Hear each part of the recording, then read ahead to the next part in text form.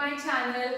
और कैसे हो? पढ़ाई हो रही होगी, अब तो खूब जोरों शोरों से एग्जाम्स आ रहे हैं, ठीक है। हाँ, लेट हो गए हैं, मई में कर दिए हैं, तो थोड़ा ढीलापन मत दिखाना, अच्छे से पढ़ते रहो, टाइम मिला है उसका फायदा उठाओ, ठीक है। चलो, अच्छा, हम लोग हाइट एंड डिस्टेंस कर रहे थे, जिसमें से 11th क्वेश्चन तक हमने कर लिया है और हमें करना है 12th क्वेश्चन, ठीक है। 12th question is very very important question, अपनी बुक्स पे लिख लो, very very very important. And also इसमें थोड़ा सा फिगर बनाने में बच्चों को प्रॉब्लम होती है। सो फिगर बनाने से पहले मैं आपको दोबारा से रिकॉल करवाती हूँ कि एंगल ऑफ एलिवेशन के लिए जो ऑब्जर्वर है वो कहाँ होता है, नीचे होता है और वो ऊपर देख रहा होता है, ठीक है। एंगल ऑफ डिप्रेशन के लिए ऑब्जर्वर ऊपर होता है और वो नीचे की तरफ देख रहा होता है, नीचे किसी ऑब्जेक्ट को देख रहा होता है, ठीक है। अब पढ़ो क्वेश्चन को। Question is from the top of a 7 meter high building. Actually question में ना दो चीजें हैं, बिल्डिंग भी है, केबल टावर भी है। हमें ये देखना है कि बिल्डिंग को ऊंचा बनाए या केबल टावर को ऊंचा बनाए। तो ये पता लगेगा एंगल ऑफ डिप्रेशन और एंगल ऑफ एलिवेशन को समझ के कि हम कहां से एंगल ऑफ एलिवेशन ले रहे हैं। हम ले रहे हैं एंगल ऑफ एलिवेशन बिल्डिंग के टॉप से। बिल्डिंग कितनी मीटर हाई है? 7 मीटर। बिल्डिंग के टॉप से एंगल ऑफ एलिवेशन लिया जा रहा है। किसका लिया जा रहा है?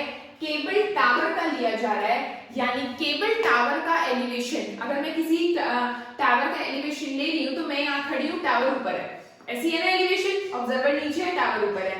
तो कहां से एलिवेशन हो रहा है? ग्राउंड से नहीं हो रहा, कहां से हो रहा है? बिल्डिंग के टॉप से।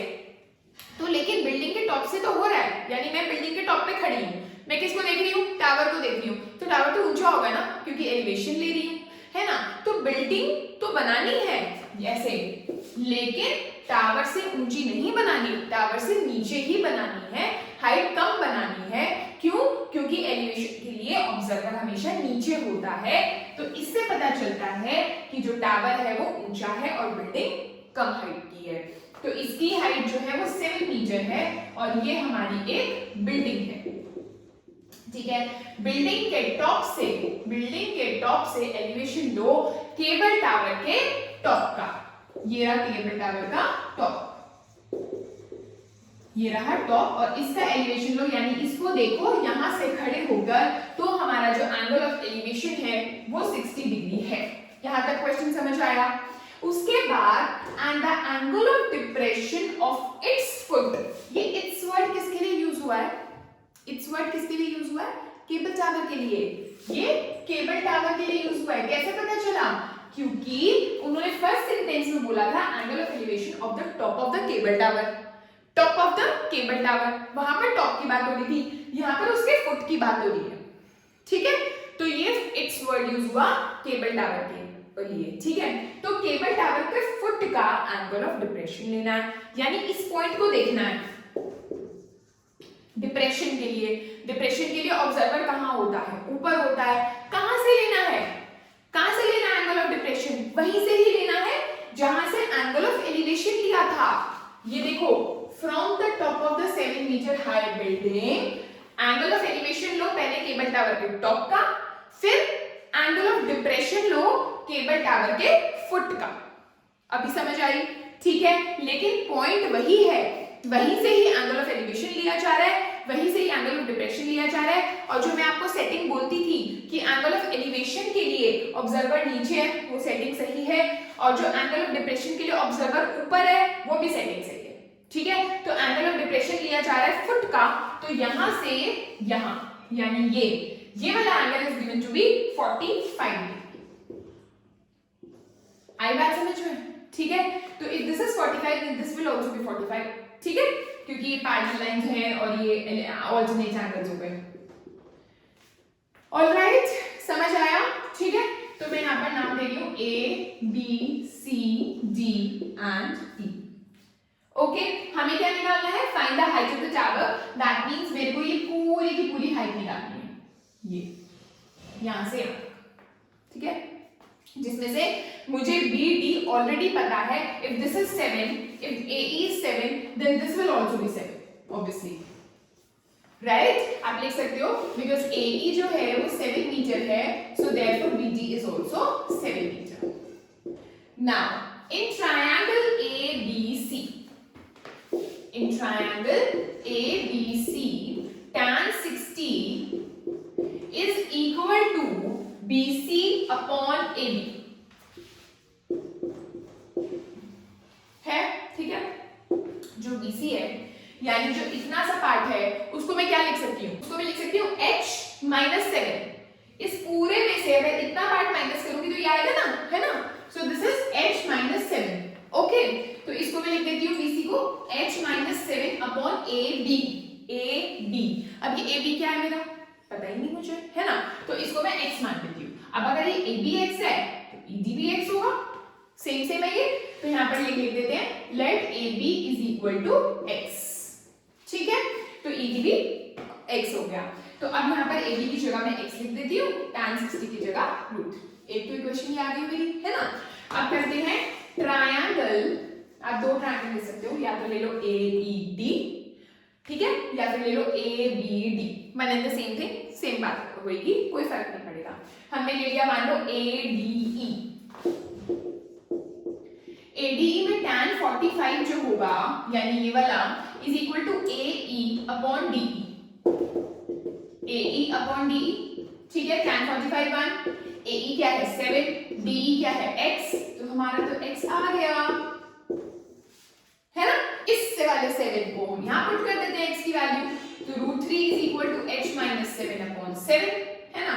तो ये इधर चला गया, तो 7√3 is equal to h minus 7.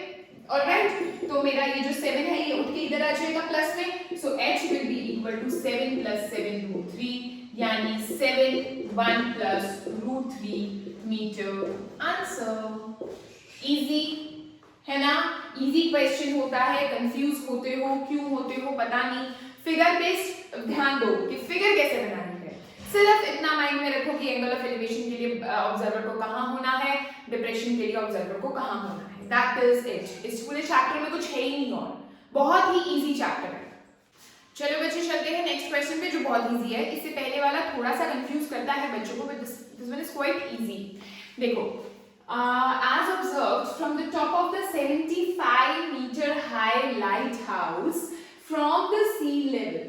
As observed from the top of the, ये मेरा लाइट हाउस है, ठीक है. लाइट हाउस की हाइट क्या दे रखी है हमको 75 मीटर्स. इसके टॉप से, as observed from the top of the 75-meter high lighthouse from the sea level, the angles of depression of the two ships, यानी ये मेरी दो शिप्स हो गई, ये और ये. टू शिप्स का एंगल ऑफ डिप्रेशन लेना है. एंगल्स ऑफ डिप्रेशन का मतलब कि हम लोग ऑब्जर्वर जो है वो ऊपर है और शिप्स नीचे है. तो वही चीज वो बोल रहे हैं कि ऑब्जर्वर यहाँ पर है टॉप पर, लाइट हाउस के टॉप पर. यहाँ से वो दो शिप्स अपनी तरफ आते हुए देख रहा है. शिप के बारे में थोड़ा सा और दिया हुआ है, वो पहले पढ़ते हैं. If one ship is exactly behind the other, एक के पीछे एक है शिप्स जो हैं, ठीक है, on the same side of the light house. यानी अगर वो तुम्हें ऑपोजिट साइड बोल देते तो तुम्हारी फिगर बनती इस तरह से, ये कि मतलब ये मेरा लाइट हाउस हो गया और यहां से मुझे एंगल ऑफ डिप्रेशन लेना है. एक ये वाली शिप है और एक ये वाली शिप है. लेकिन उन्होंने बोल दिया कि जो शिप्स हैं वो एक के पीछे एक है एंड दोनों ही सेम साइड पर है लाइट हाउस के. सो दैट मींस अगर आप लाइट हाउस इधर ले रहे हो तो दोनों शिप्स इधर आएंगी, और अगर आप लाइट हाउस इधर ले रहे हो तो मेरी दोनों शिप्स इधर आएंगी और मेरी फिगर बनेगी ऐसे. अभी मेरी फिगर बन रही है इस तरह से. ऑलराइट, ऑपोजिट में इस तरह से और सेम साइड में इन दोनों में से कुछ भी बना सकते हो आप. ठीक है, आगे उन्होंने क्या बोला? हाँ, एंगल ऑफ जो डिप्रेशन दिए हुए हैं वो दिया हुआ है 30 and 45. तो ऑब्वियसली पहले वाला ये तुम 45 लोगे और ये वाला 30 लोगे. जो दूर होता है ना बच्चों, जो एंगल दूर होता है उसको छोटा वाला एंगल होता है. देख लो, ये छोटा दिख रहा है ना, और जो पास होता है वो बड़े वाला एंगल होता है. ध्यान रखना, गलती नहीं होगी, ये चीज ध्यान में रखना. ठीक है, तो चलो find the distance between the two ships. तो एक ये शिप है एक ये शिप है, इन दोनों शिप्स के बीच का डिस्टेंस निकालना है, तो दैट मीन्स मुझको एक तो ये x निकालना है, ठीक है, और कुछ निकालना नहीं, और कुछ भी नहीं निकालना हमको। तो अगर मैं डिप्रेशन बना रही हूँ तो इस तरह से आपको ये दिखाना होगा, दिस इज 30 डिग्री ये और ये, एंड दिस इज 45। तो यहाँ से इस तरह से आपको ये पूरी फिगर अब बनी हमारी, क्योंकि एंगल ऑफ डिप्रेशन के लिए ये चीज बनानी बहुत जरूरी है, ठीक है। अब नेमिंग करते हैं A B C D, okay. In triangle A B C, अगर मैं ट्रायंगल ABC लेती हूँ और मैं tan 45 लगाऊंगी तो मेरा 75 अपॉन BC आएगा, जो कि मेरे पास नहीं है ना, 75 अपॉन BC नहीं है, हमें और कुछ भी नहीं दे रखा। तो चलो कोई बात नहीं, लगाते हैं tan 45 is equal to AB upon BC, tan 45 is 1, AB क्या है मेरा 75 और BC नहीं पता, मेरा BC आ गया, very simple, BC is equal to 75 meters. But मेरे को BC नहीं निकालना था, मेरे को क्या निकालना है, दोनों शिप्स के बीच का distance, which is this much, DC, है ना। तो अभी आगे करते हैं क्वेश्चन को, tan 30 degree which is equal to किस ट्रायंगल में लगा रही हूं मैं, ABD में, ये ठीक है, पूरे ट्रायंगल में ABD में tan 30 अगर मैं लगाती हूं वो होगा AB upon BD, AB upon BD। tan 30 क्या है 1/√3, AB क्या है 75, BD क्या है x प्लस BC, ब्रेक कर दिया, ठीक है। 1/√3 is equal to 75 upon x plus BC का यूज आ गया ना, BC को यहाँ पर पुट कर दो 75, ठीक है बच्चों, क्रॉस मल्टीप्लाई, ये आ गया उधर x प्लस 75 पूरे का पूरा उठ के 1 से मल्टीप्लाई हो गया, इधर आ गया, और √3 हो गया इस वाले 75 से मल्टीप्लाई, ठीक है।